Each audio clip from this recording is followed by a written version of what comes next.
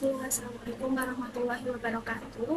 Saya Yudi Dwi dengan NIM A11 2022 akan mempresentasikan hasil tugas saya untuk memenuhi tugas UTS Mesin Learning dengan judul klasifikasi objek penyakit pada daun tanaman menggunakan citra digital, mesin learning, dan computer vision dengan metode K-Nairs-Nigbom atau KNN.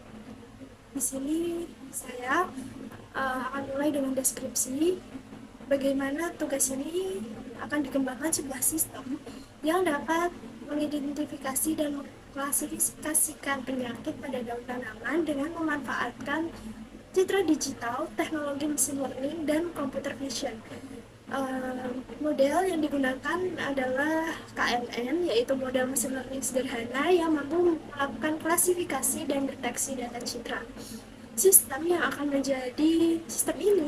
menjadi alat yang sangat praktis dan relevan dalam bidang pertanian, perkebunan, ataupun pekerjaan di sektor tanaman untuk mendeteksi lebih dini tentang penyakit pada daun sehingga dapat mencegah kemungkinan kerugian yang lebih besar. Lalu datasetnya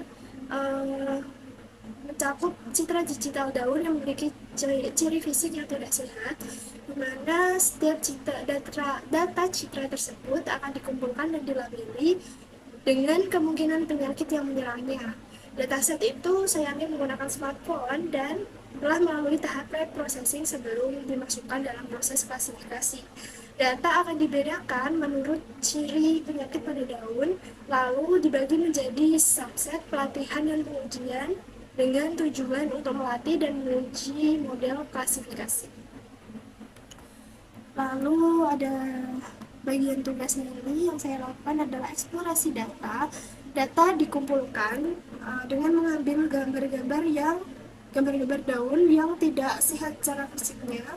Di sini data raw saya berupa JPG dan MP4. Lalu untuk yang MP4 saya generalisasi menjadi JPG dengan coding berikut.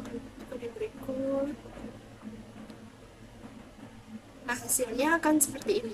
Ini adalah sampelnya saja yang saya sertakan. Lalu yang bawah adalah data yang sejak awal saya ambil dengan format JPG. Di sini ada beberapa sampel dataset dan karakteristik visualnya. Data menguning seperti ini, visual data citranya. Ini adalah serangan hena, lalu intensitas air dan bercak daun. Satu lagi yaitu intensitas pemberian pupuk kimia. Tantangan yang saya hadapi saat mengumpulkan dataset ini yaitu munculnya adanya noise dalam data citra saya, lalu variasi pencahayaan yang beragam, dan background yang tidak seragam. Lalu pemrosesan yang saya lakukan yaitu penghapusan noise dengan tujuan saya yaitu meningkatkan kualitas data citra dengan mengurangi atau menghilangkan berbagai gangguan dalam data citra. Pada saat pemotretan, perekaman citra, faktor-faktor pencahayaan, ataupun saat proses transfer data. Lalu saya menggunakan normalisasi data juga. Di sini yaitu dengan tujuan saya yaitu untuk mendapatkan rentang nilai dari fitur-fitur dataset yang seragam sehingga skala antar fitur ini tidak mempengaruhi kinerja mesin learning saya. Lalu ada pre-processing citra, ini hampir sama dengan normalisasi data. Lalu ada ekstraksi histogram. Tujuan saya yaitu menghasilkan fitur-fitur numerik yang menggambarkan distribusi warna citra.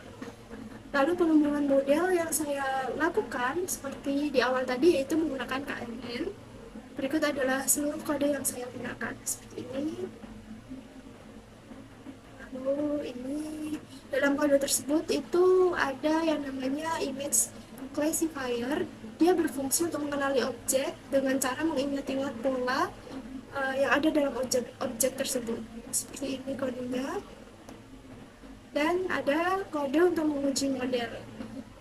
Nanti data citra yang ingin kita prediksi bisa dimasukkan ke sini.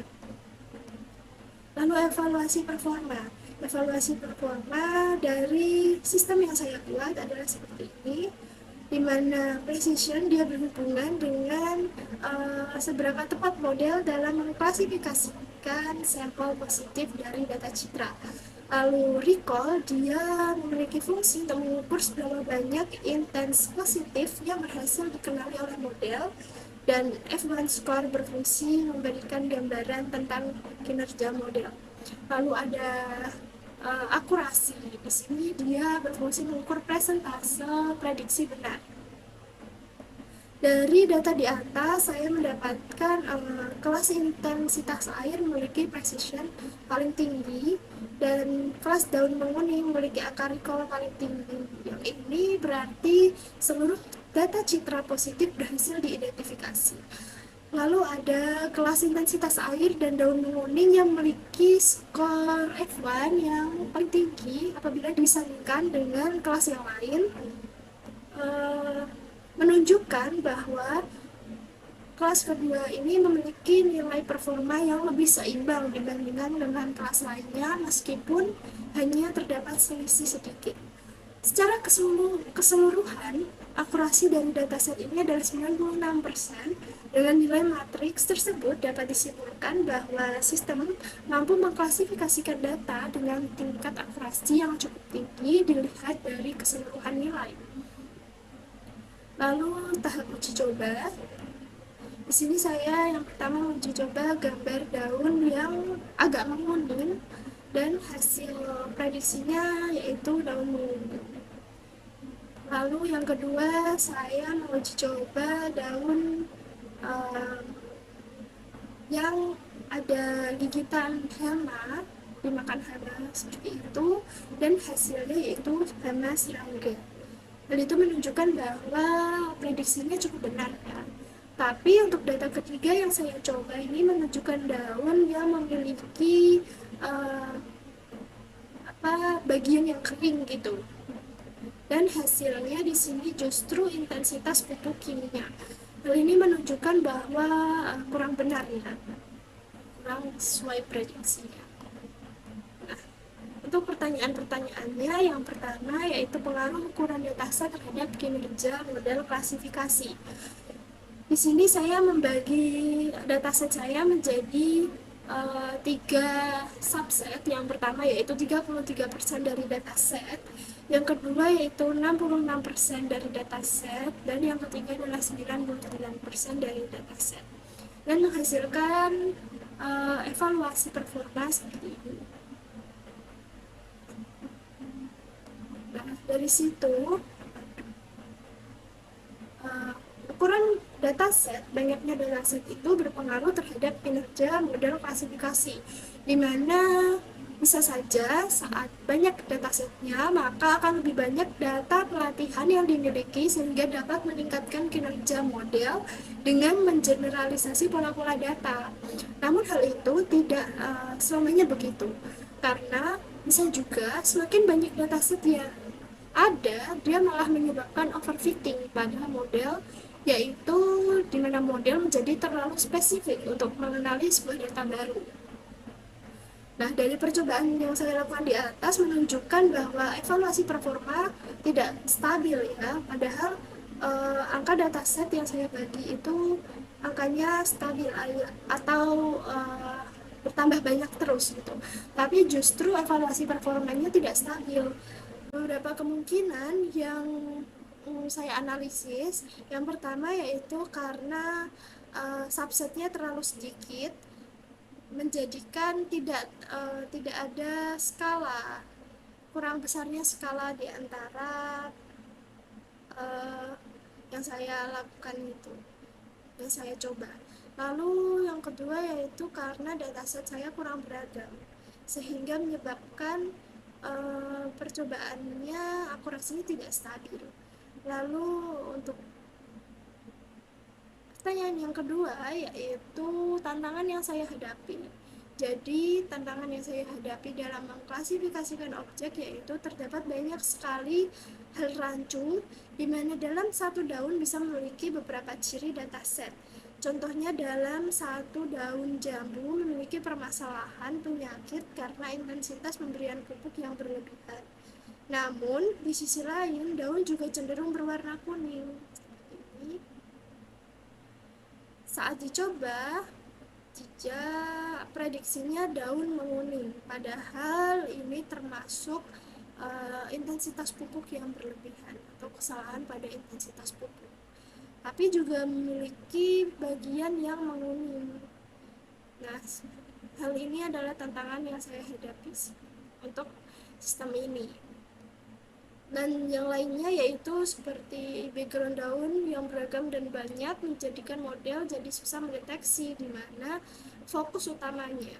Solusi sederhana yang saya lakukan di sini yaitu memberikan kertas polos di belakang daun agar backgroundnya menjadi seragam. Lalu di sini ada teknik pra pemrosesan. Saya menggunakan beberapa. Yang pertama yaitu penghapusan noise.